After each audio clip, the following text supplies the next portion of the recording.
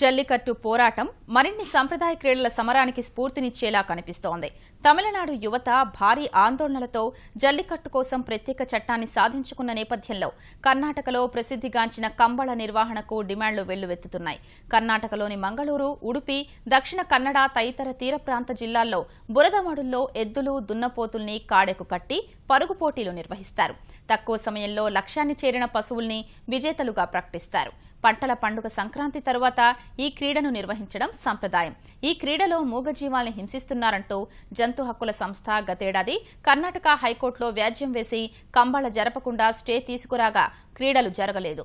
తమిళనాడులో జల్లికట్టు ఉద్యమం నేపథ్యంలో కంబళకు అనుమతిపై డిమాండ్లు పెరుగుతుండగా ఈ అంశంపై ప్రధాని మోదీతో చర్చిస్తానని కేంద్ర మంత్రి సదానంద గౌడ తెలిపారు. మరో కేంద్ర మంత్రి అనంతకుమార్ సైతం కంబళ కర్ణాటక ప్రజల హక్కని స్పష్టం చేశారు.